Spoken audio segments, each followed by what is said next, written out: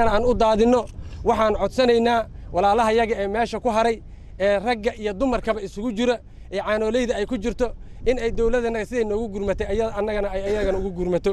taas ayaan dawladana ka codsanaynaa oo mar labaad ay dawladda talaabada ay qaado gaar ahaan safiirka Soomaaliya waan u mahadnaqayaa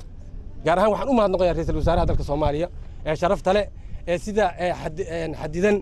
uga shaqeeyay arintan waanu arkaynay inuu dalka Itoobiya tagay inuu annaga aawadayn u tagay inuu annaga danahayna u rafaaday una habeen dhaxay waanu la soconnaa madaxweynaha sharafta leh waan u mahadnaqayaa aad iyo aad aan idiin soo dhaweynaa madaxda sharafta leh annaqaya dawladda Soomaaliyeed ilaa ka u hooseeya ilaa ka u sareeya gaar ahaan macnaheedu mas'uuliyiinta ugu sarreeysa waxaan anigu maxbuus macnaheedu laga soo daayay dalka Itoobiya waxaan xidhnaa muddo 8 sano aan wax dawladda ma arag dawlad shariif markii la dooranayay baa la qabtay muddo badan ma meesha ku xidhnaa tigaysay walaalahay noola dhaqantay si wacan waxay noola dhaqantay oo macnaheedu waxayna siisay daryeel kiiska adigu laba qaadidi si aan ku naqaano dalalka dawladaha macnaheedu amnigeedu sugan yahay marka waxay noola dhaqmeen si macnaheedu walaaltinimo leh waxay noola dhaqmeen si walaaltinimo Soomaalinimo ah waxay noola dhaqmeen Itoobiya ee Soomaalidu way ka mid tahay laakiinse dad Soomaaliya degan marka waxay noola dhaqmeen sidii aan rabnay waxbarashada bayna siiyaan caafimaadka bayna siiyaan waxayna siiyaan macnaheedu daryeelkii dad waxa jira dadka dibadiisa loo qaaday oo macnaheedu daawo lagu soo siiyay macnaheedu aan ku sii dhaaraanan walaalaha iyo dalka Itoobiya gaar ahaan kilka Soomaalida waan u mahadnaqaynaa iyaga laftooda maadaama intaas sano gacanta nagu hayeen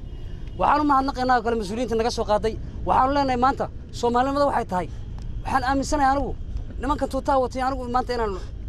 macnaheedu ku si kala fognay waayo anigu dalkayga baan ka baxay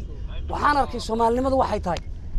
marka waxaan leeyahay dawladda Soomaaliyeed si wacan bay noo gashay wayna soo dhaweysay waxaan ka rabnaa oo macnaheedu aan ka doonaynaa dawladda inay macnaheedu na gacan qabato maanta dadka shacabka ah ee u baahnaa baanu nahay in wax la taro marka koobaad dadka Soomaaliyeed ee macnaheedu dalka sii joogay iyo annaga waxaan leenahay maanta annaga ka mudan dadkii maanta wax loo qaban lahaa baanu nahay annaguna waxaan ballan qaadaynaa oo ku dhimanaynaa ciideeda iyo dhulkayga marka waxaan ku soo koobayaa macnaheedu walaalaha Soomaaliga wixii macnaheedu iga sii dambeeya ama macnaheedu dalalka dibadiisa jira nin walba inaan dalkiisa wax u dhaanta ayna jirin waxaan leeyahay marka nin walba dalkaaga hooyo ku soo noqo wax ku dhaama ma jiro wax macnaheedu maanta waad aragtaan anna wax maxabiis ma nihiin waana la soo qaaday dawladda halkaasina keentay meesha doontaa wax ka cunaa bayna siin ilaa inta shaqo la idin qabanayana guri bayna siisay dhul bayna siisay waxayna daryeel bayna siisay waxay noo qabatay waxaan macnaheedu aan nafreyn waliga aan ma aaminin inaan nin Soomaaliya oo sarkaal iska daa ra'iisul wasaare ama madaxweyne ama macnaheedu safiir nin Soomaaliyeed oo leeyahay waa nin Soomaaliyeed oo qori wato oo tuuto wato inaan hor istaagay ma aaminsanayn dadka waxaan macnaheedu hana qaaday intii dalka Soomaaliya professional markaan waxaan leeyahay Soomaaliland maanta waxay tahay wanaagsanaa marka waxaan hadalada ku soo koobaya dawladda mas'uuliyiinta naga macnaheedu dawladdeeda ee gacanta nagu haysa iyo godka naga soo saartay waxaan leenahay wax qabad shaqooyin iyo macnaheedu inayna siiso waxaa jira dadkan badankooda waxay wataan shahaadooyin dawlado kale lagu sheeni idan nasiib badan yihiin sababtoo ah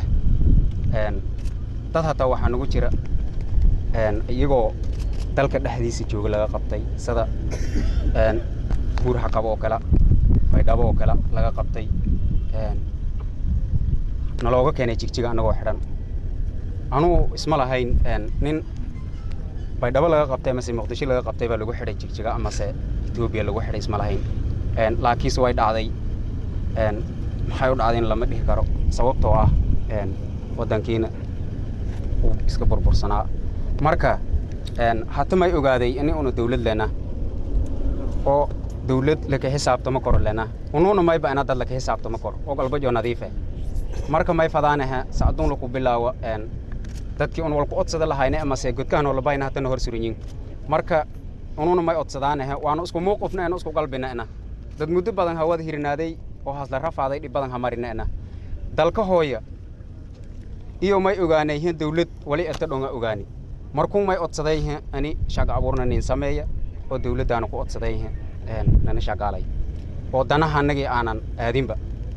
intaasaan ka codsanayaa hadalkan intaasaan ku soo saaq muuse gobolkay waa awdal degmadeedu waa boorama aniga waxa laga qabtay xuduudda laga qabtay aniguna taariib socda kadibna markaa 15 jir baan ahaa kadibna waa la xidhay Itoobiya lagu xidhay si fiican bay la dhaqantay ya kadibna safiirkayga ilaahay keenay safiir